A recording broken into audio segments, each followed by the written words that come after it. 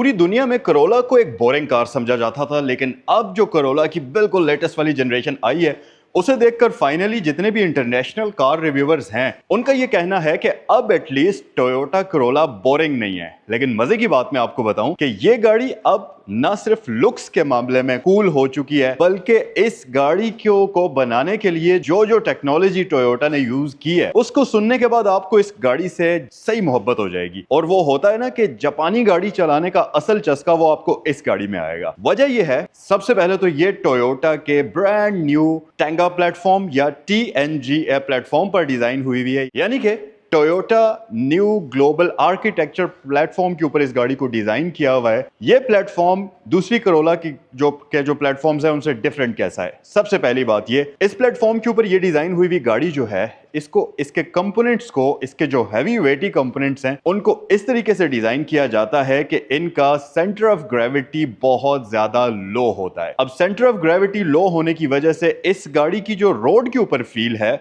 वो पुरानी जनरेशन की जितनी भी करोलाज हैं उन सब से बहुत ज्यादा डिफरेंट है। मैंने आपको बताया था ना कि ये गाड़ी सिर्फ लुक्स में डिफरेंट नहीं है, ये गाड़ी चलाने में भी डिफरेंट है। फिर इस प्लेटफॉर्म की एक और बात ये भी है कि इस पर जो सस्पेंशन की ज्योमेट्री है वो पिछली वाली गाड़ी से बहुत ज्यादा इंप्रूव्ड है। जो एक्सपर्ट्स हैं उनका तो यहां तक कहना है कि इस गाड़ी की, हालांकि ये है छोटी कॉम्पैक्ट साइज की गाड़ी, लेकिन इसकी जो प्रीमियम क्वालिटी की राइड है वो काफी हद तक मिड साइज सेडान्स जितनी है, प्रीमियम सेडान्स जितनी क्वालिटी अब आपको ये ऑफर करती है। और तीसरी बात, ये जो प्लेटफॉर्म है ये पहले से ज्यादा इसकी चैसी स्टिफ है, जिसकी वजह से रोड के ऊपर, हाई स्पीड के ऊपर, खासतौर पर कॉर्नरिंग के दौरान गाड़ी आपके साथ बहुत अच्छे से बिहेव करती है। और लास्ट, इस प्लेटफॉर्म की सबसे अच्छी बात यह है कि अब इस गाड़ी के अंदर आपको बहुत कम बॉडी रोल देखने को मिलता है। ये तो इस गाड़ी का बेसिक इंट्रोडक्शन था कि ये गाड़ी बेसिकली डिजाइन कैसे हुई और इसको किस प्लेटफॉर्म के ऊपर डिजाइन किया गया। फिर दूसरी बात ये कि टोयोटा ने इस गाड़ी के अंदर जो हाइब्रिड सिस्टम यूज किया है वो टोयोटा का अपना मैन्युफैक्चर किया हुआ हाइब्रिड सिस्टम है जो कि 5th जनरेशन का है। इसकी वजह से ये दुनिया की उन चंद गाड़ियों में से एक है जो प्लग इन हाइब्रिड न होकर भी 20 से 22 की फ्यूल एवरेज आपको प्रोवाइड कर रही है। ये फैक्ट इस गाड़ी के बारे में बहुत ज्यादा कूल है।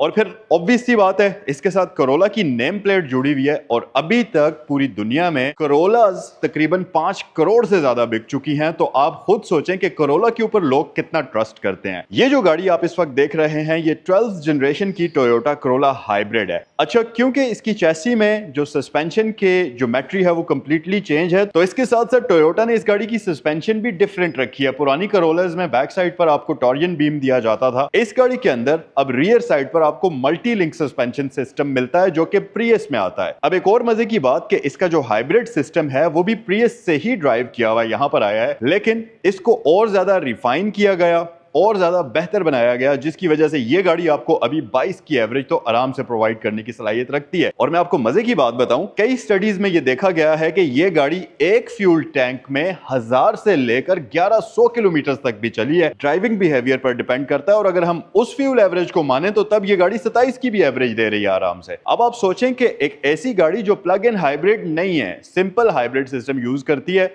और 27 की एवरेज आपको प्रोवाइड करती है, और उसके साथ साथ गाड़ी की जो राइड क्वालिटी है, गाड़ी की जो कॉर्नरिंग है वो किसी प्रीमियम गाड़ी वाली आपको मिलती है, तो और क्या चाहिए। अब एक और मजे का फैक्ट आपको इस गाड़ी के बारे में बताऊं कि बहुत सारे लोगों को यह लगता है कि टोयोटा में जो ECVT ट्रांसमिशन यूज होती है वो बेसिकली वही पुरानी वाली बेल्ट वाली ट्रांसमिशन होती है जो आम गाड़ियों में यूज होती है, तो ऐसा नहीं है। इसकी जो ECVT ट्रांसमिशन है ये बहुत ज्यादा मॉडर्न है, ये बहुत ज्यादा स्मार्ट ट्रांसमिशन है। इसके अंदर एक प्लैनेटरी गियर सिस्टम यूज किया जाता है जिसको इलेक्ट्रिक मोटर से कंट्रोल करके गियर्स की रेशो को कंट्रोल किया जाता है। इसका फायदा यह होता है कि ये वाली ट्रांसमिशन आम CVT ट्रांसमिशन की निस्बत बहुत ज्यादा रिलायबल होती है। और ऑब्वियस सी बात है कि करोला को ज्यादा पसंद लोग इसी वजह से करते हैं कि करोला जो है वो पूरी दुनिया में अपनी रिलायबिलिटी की वजह से पहचानी जाती है और इन गाड़ियों की मेंटेनेंस कॉस्ट बहुत ज्यादा लो होती है। वैसे मेरा नाम ज़ैनुल आबिदीन है और मैं अगर इस गाड़ी के बारे में मैं डिटेल से बात करूं तो ये 2019 मॉडल है। टोयोटा करोला 1.8 हाइब्रिड इंजन के साथ आती है। इस गाड़ी की स्पेसिफिक गाड़ी की अगर मैं फीचर्स की बात करूं तो ये आपको पुश स्टार्ट ऑफर करती है, रेडार ऑफर करती है, लेन असिस्ट, क्रूज कंट्रोल जो कि एडॉप्टिव होता है, मल्टीमीडिया स्टीयरिंग ऑफर करती है, डिजिटल क्लाइमेट कंट्रोल ऑफर करती है, blind spot monitoring plus parking sensors offer करती है, लाइट्स इसकी ऑटोमेटिक होती हैं, ट्रैक्शन कंट्रोल, हेडलाइट्स की एडजस्टमेंट आपको ऑफर करती है और ये गाड़ी चली हुई है 70,000 किलोमीटर्स के आसपास। और सबसे मजे की बात ये कि इस गाड़ी की आस्किंग प्राइस बहुत ज्यादा रीजनेबल है। आप सोच रहे होंगे कि जैन भाई अब बताएंगे कि इस गाड़ी की आस्किंग प्राइस है 95 लाख रुपए। नहीं भाई, इसकी 95 लाख आस्किंग नहीं है। अब आप सोच रहे होंगे कि जैन भाई कहेंगे कि चलो कुछ और डिस्काउंट देते हैं तो 90 लाख की कर लेते हैं या 92 की कर लेते हैं या 91 की कर लेते हैं। इसकी आस्किंग प्राइस है सिर्फ और सिर्फ 75,50,000 रुपीज। और यकीन माने कि आप इस गाड़ी को जब चलाएंगे आप इस गाड़ी को सही तरीके से एंजॉय करेंगे। अच्छा, इंटरनेशनली इस कोरोला के अंदर ऑल व्हील ड्राइव सेटअप भी आता है। अब ये जो ऑल व्हील ड्राइव सेटअप है इसके अंदर मैकेनिकल ड्राइव शाफ्ट यूज नहीं की जाती। इसके अंदर टोयोटा ने बड़े स्मार्ट तरीके से फोर व्हील को रन किया है। पीछे वाले व्हील्स को पावर देने के लिए अलग से इलेक्ट्रिक मोटर बैक साइड पर प्लेस की जाती है, जिसकी वजह से जब भी पिछले टायर्स की पावर चाहिए होती है, क्योंकि इनका all wheel drive system smartly work करता है, जब पिछले टायरों को पावर चाहिए होती है तब ही वो मूव करते हैं, अदरवाइज ये फ्रंट व्हील पर ही चल रही होती है। तो उस केस में इलेक्ट्रिक मोटर से वो पावर आ रही होती है, बजाय इसके कि फ्रंट से एक पूरी ड्राइव शाफ्ट बैक साइड पर लेकर जाया जाए, जिससे स्पेस का भी लॉस होता है, मैकेनिकल एनर्जी का भी लॉस होता है, वेट भी बढ़ जाता है गाड़ी का। उन सारी चीजों को स्किप करके इसके अंदर एक बड़ा ही एडवांस किस्म का हाइब्रिड सिस्टम यूज किया जाता है, जिसकी वजह से इस गाड़ी की ड्राइव बहुत ही अमेजिंग किस्म की होती है। अच्छा, अब यहाँ पर एक चीज मैं आपको बताऊं कि हर गाड़ी में कुछ अच्छी चीजें होती हैं, कुछ बुरी चीजें होती हैं। इस गाड़ी की अगर बुरी चीजों की मैं बात करूं तो जो मेरा नॉलेज है, इंटरनेशनली बहुत सारे यूजर्स की ये कंप्लेन है, एक कंप्लेन है कि जब हाई स्पीड पर आप इस गाड़ी को चलाते हैं कैबिन के अंदर थोड़ी सी नॉइज गाड़ी की आपको आ सकती है। अच्छा, मेरे ख्याल से उसका रीजन गाड़ी की मैन्युफैक्चरिंग नहीं हो सकती, कई केसेस में टायर्स भी हो सकते हैं। टायर एक बहुत बड़ा रीजन होता है गाड़ी की रोड नॉइज अंदर आने का, क्योंकि इंटरनेशनली आपको पता है बहुत सारे डिफरेंट कंट्रीज के अंदर डिफरेंट किस्म के वेदर्स होते हैं और हर कंट्री में वेदर कंडीशन के मुताबिक टायर यूज किया जाता है। लेट्स से कि अगर आप इस गाड़ी को किसी ऐसे इलाके में ड्राइव कर रहे हैं जहां साल के 12 महीने बर्फबारी होती है, अब उस केस में आपको गाड़ी के साथ स्नो वाले टायर्स लगाने पड़ेंगे या ऑल पर्पस टायर लगाने पड़ेंगे। उन टायर्स की रोड नॉइज आम टायर्स की निस्बत बहुत ज्यादा होती है और गाड़ी के कैबिन में भी आपको फील होती है। हो सकता है कि उस केस में इस तरह की नॉइज आती हो, लेकिन मुझे नहीं लगता कि जहां टोयोटा ने इसकी हर एक चीज की इंजीनियरिंग पर इतना ज्यादा फोकस किया है वहां रोड नॉइज पर फोकस ना किया हुआ हो। ऐसा नहीं हो सकता, क्योंकि बहुत सारे एक्सपर्ट्स का यह भी मानना है कि इस गाड़ी की जो ओवरऑल ड्राइव है, इस गाड़ी की जो ओवरऑल कैबिन की फील है, वो इतनी ज्यादा प्रीमियम है कि ये कॉम्पैक्ट गाड़ी तो लगती ही नहीं है। ये ऐसा लगता है कि कोई मिड साइज की लग्जरी कार हम चला रहे हैं। इसका कंफर्ट, इसकी क्वालिटी उन गाड़ियों के करीब तरीन है। तो इस वजह से मैंने ये आपको कहा कि साउंड वाली बात हो सकता है कि टायर्स की वजह से वो आपको फील होती हो। ये तो इस गाड़ी की कुछ बेसिक इंफॉर्मेशन थी, कुछ बेसिक नॉलेज वाली बातें थी। अब हम आते हैं गाड़ी के वॉक अराउंड की तरफ और इस गाड़ी को जरा डिटेल में देखते हैं। तो फ्रंट से अगर आप इस गाड़ी को देखेंगे तो एक चीज तो आप नोटिस करेंगे कि यार ये तो कोरोला लगती ही नहीं है कहीं से भी, क्योंकि कोरोला की गाड़ियां जितनी भी थी वो फ्रंट साइड से बड़ी अगली दिखने वाली गाड़ियां होती थी। ऑब्वियस सी बात है, बहुत सारे लोग उनको बहुत खूबसूरत भी समझते हैं,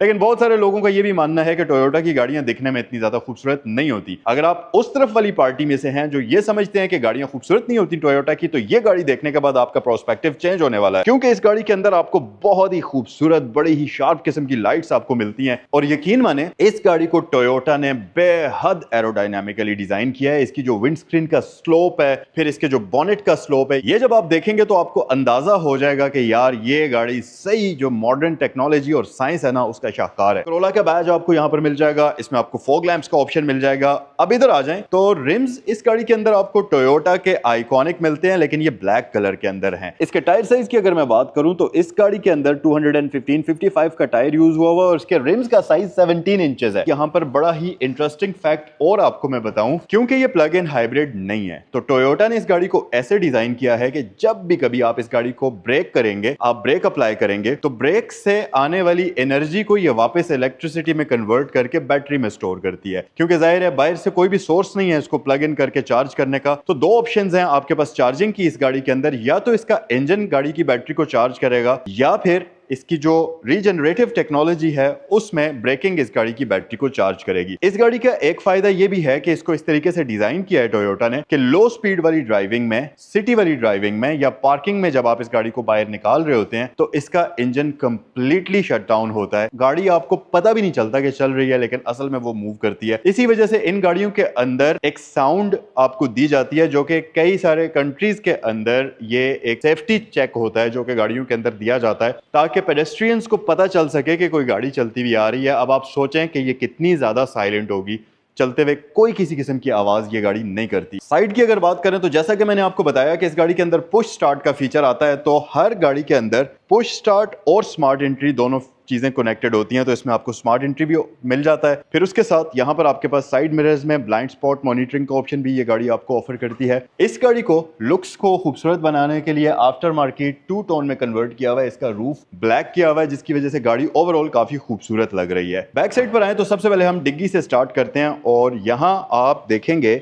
जब मैं इसका ये हुड उठाऊंगा तो आप देखेंगे कि इस गाड़ी के अंदर स्पेयर रिम भी आपको दिया हुआ है। अब आप यहाँ पर थोड़ा सा सरप्राइज होंगे कि यार इसको इन्होंने मैनेज कैसे किया है। हालांकि हाइब्रिड गाड़ियों में तो डिग्गी में बैटरी होती है, स्पेयर रिम की तो जगह ही नहीं होती, लेकिन इसको मैनेज करने के लिए ये जो टोयोटा का नया TGNA प्लेटफॉर्म है, ये सारा उसका चक्कर है। उसकी वजह से इसकी जो बैटरीज हैं वो गाड़ी के अंदर फ्लोर पर माउंटेड हैं, जिसकी वजह से बूट स्पेस जो है वो आपको उतनी ही मिलती है जितनी इस साइज की आम सेडान के अंदर होनी चाहिए। और हमारे पास स्पेयर रिम भी मौजूद है। ओवरऑल आप इसकी कंडीशन भी देख लीजिए, ये काफी अच्छी है। यहाँ पर इंसुलेशन शीट भी हमारे पास लगी हुई है। इसे हम क्लोज करते हैं। रजिस्ट्रेशन सिंध की है इस गाड़ी की। रियर साइड पर आपके पास खूबसूरत लाइट्स मौजूद हैं। स्पॉइलर आपके पास डक टेल वाला दिया हुआ होता है और बैक पर आपके पास कैमरा और पार्किंग सेंसर्स आपको ये गाड़ी ऑफर कर लेती है। लेकिन बात यह है कि इस गाड़ी का इंटीरियर कैसा दिखता है। आए जरा आपको इंटीरियर चेक कराते हैं। तो आप जब इस गाड़ी का इंटीरियर देखेंगे ये चीज नोटिस करेंगे कि ये तो पूरा मल्टी लेयर्स में डिजाइन हुआ है, और मल्टी लेयर्स में डिजाइन होने के साथ साथ ये ओवरऑल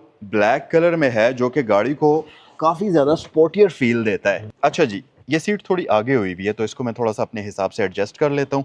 मेरे ख्याल से यहाँ पर ठीक है। अब मैं बैठा हूँ इस तरह, तो देखते हैं हाइट एडजस्टमेंट है या नहीं है। ये बैक एडजस्टमेंट, पैसेंजर के लिए हाइट एडजस्टमेंट नहीं है, लेकिन ड्राइवर के लिए हम चेक करेंगे आगे जाकर। अब मेरी हाइट 5'8" है और आप देखें मेरे सर में और इसके रूफ में तकरीबन 4 इंच का गैप है, तो मैं अंदर काफी कंफर्टेबल और काफी खुला डुला बैठा हुआ हूँ। मुझे बिल्कुल भी कोई मसला नहीं हो रहा। यहाँ पर मैं अगर पैसेंजर के फीचर्स की बात करूँ तो मेरे सामने एक सॉफ्ट मटेरियल में लेदर टाइप का डैशबोर्ड है, जो कि प्रीमियम फील होता है। मेरे पास मेरा अपना AC वेंट यहाँ पर है और यहाँ पर भी 2 AC वेंट्स हैं, तो मेरे लिए कोई भी सफोकेशन का मसला नहीं होगा। फिर उसके साथ साथ जो मेरी साइड पर क्वार्टर विंडो है उसमें भी यहाँ पर वेंट दिया हुआ है। और अगर मैं यहाँ पर अपनी सेफ्टी की बात करूँ तो मेरे पास एयर बैग्स यहाँ पर मौजूद हैं, पिलर पर भी और यहाँ पर भी। यहाँ पर पैसेंजर्स के लिए तो ये ऑप्शन है, आर्मरेस्ट यहाँ पर आप रखेंगे, लेकिन ये आपको डिवाइड करनी पड़ेगी ड्राइवर के साथ, क्योंकि बहुत ज़्यादा चौड़ी नहीं है। बहरहाल यहाँ पर स्टोरेज कंपार्टमेंट हमारे पास मौजूद है।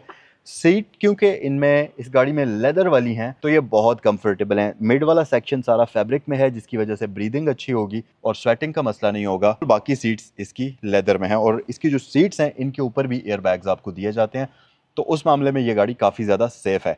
अब ड्राइवर साइड पर आते हैं, आप यहाँ से आएँ और ड्राइवर वाले फीचर्स को हम एक्सप्लोर करते हैं। यार आप लोग तो बड़े अच्छे हैं, आपने तो मेरी बात मान भी ली और आप वहाँ से आ गए।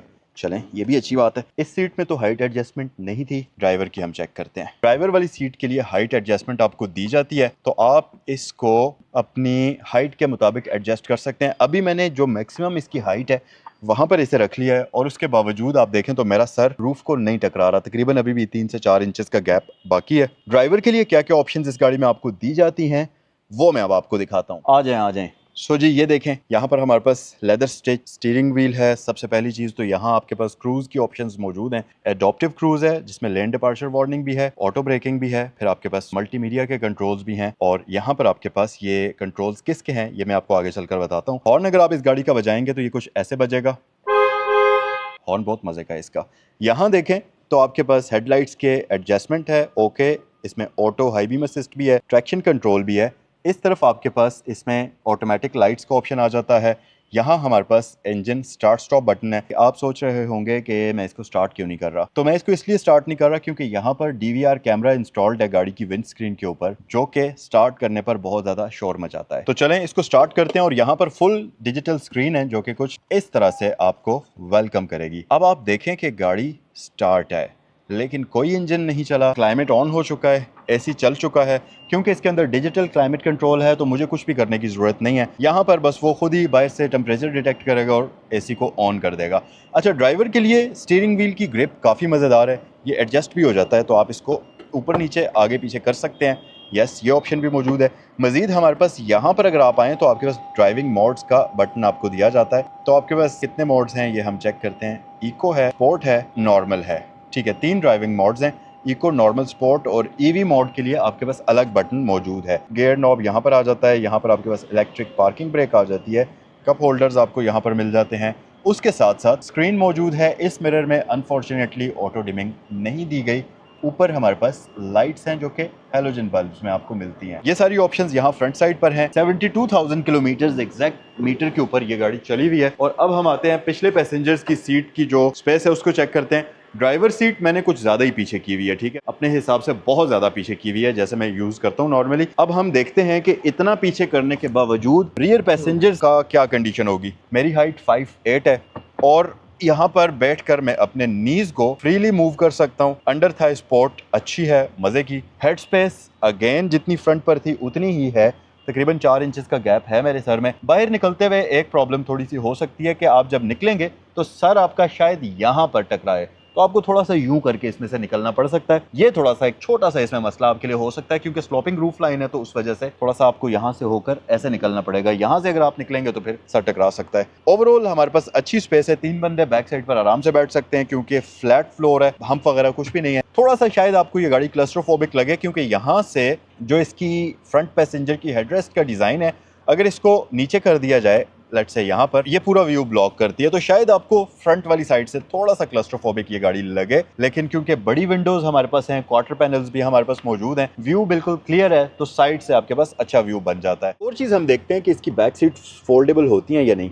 यस, इसकी सीट्स भी फोल्डेबल हैं, तो आप यहाँ से इसको फोल्ड करते हुए डिग्गी में यहीं से एक्सेस भी हासिल कर सकते हैं। पाकिस्तानी ग्रैंडे के अंदर आपको ये फीचर मिलता है, इसके अंदर भी ये फीचर है। फिर आर्म रेस्ट हमारे पास बड़े साइज की है, तो आप कंफर्टेबल होकर रियर साइड पर इजी होकर बैठ सकते हैं इस गाड़ी में। सो जनाब, ये थी आज की वीडियो। उम्मीद है कि ये रिव्यू आपके लिए इंटरेस्टिंग लगा होगा आपको और आपके लिए हेल्पफुल साबित हुआ होगा। अगर ये पर्टिकुलर व्हीकल आप खरीदना चाहते हैं तो ये गाड़ी सैगल मोटर्स पर मौजूद है। स्क्रीन पर आपको नंबर्स दिए हुए हैं, इन पर कॉल करें। ये लिमिटेड ऑप्शंस होती हैं, जैसा कि अब ये 75,50,000 रुपए की गाड़ी है। 75 लाख रुपए में जापानी गाड़ी हाइब्रिड, वो भी इस मॉडल की, कभी भी नहीं मिलती। लास्ट जब मैंने इस गाड़ी का रिव्यू किया था तो मेरे ख्याल से 90 से 95 लाख रुपए इस गाड़ी की प्राइस थी। अब अगर आप इसकी प्राइस देखें, जो कि मेरे ख्याल से मार्केट से अभी भी 10 लाख रुपए कम है, क्योंकि अभी भी ये गाड़ी 85 से 90 लाख रुपए के आसपास मार्केट में मौजूद है। तो अगर आप लो बजट के अंदर रहते हुए एक अच्छी डिसेंट किस्म की हाइब्रिड गाड़ी एंजॉय करना चाहते हैं और टोयोटा का प्रोडक्ट हो, आप स्क्रीन पर दिए हुए नंबर पर इस गाड़ी के लिए कॉल करके मजीद इंफॉर्मेशन भी हासिल कर सकते हैं। वीडियो पसंद आई है तो लाइक कर दें, चैनल पर नए हैं तो सब्सक्राइब कर दें और आपसे नेक्स्ट वीडियो में मिलते हैं। अस्सलाम वालेकुम।